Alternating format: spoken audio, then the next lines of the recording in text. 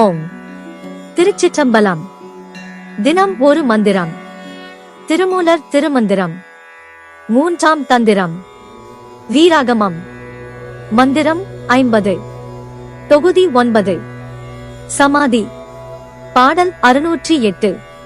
கற்பனையற்று கடல் வழியே சென்று சிற்பனை எல்லாம் சிருட்டித்த பேரொளி பொற்பினை நாடி புணர்மதியோடுற்று தற்பரமாக தகும் தன் சமாதியே.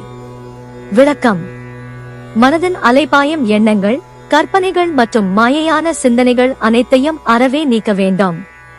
உடலில் உள்ள மூச்சு காற்றையும் குண்டலினி என்னும் கனலையும் மேல் நோக்கி செலுத்தினால் இந்த ஆன்மா பிரபஞ்சத்தில் உள்ள அனைத்தையும் படைத்த அந்த பேரொளியான இறைவனின் அழகான மேன்மையான திருவருளை தேடி அடையும்.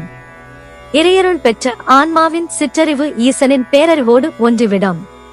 ஒன்றிய பின் நானே அவன் எனும் தற்பரம் உணரப் பெற்று நான் எனும் ஆணவம் மறைந்து தானே அவன் எனும் நிலையில் தானதுவாகி உள்ளுர உறைந்து போவதே அமைதியான சமாதி நிலையாகும் என்பதை திருமூலர் இந்த பாடல் மூலம் சமாதி யோகத்தின் உச்சத்தை சுருக்கமாக பாடியிருக்கிறார். Explanation. All the wavering thoughts, imaginations, and illusory ideas of the mind must be completely eliminated. When the breath and the Kundalini fire within the body are directed upwards, the soul seeks and attains the beautiful and sublime grace of the Supreme Being, the great light who created everything in the universe. The limited intellect of the soul, having received divine grace, merges with the supreme knowledge of God. After this union, the state of I am He is realized, the ego of I disappears, and becoming one with Him, the soul becomes absorbed within itself.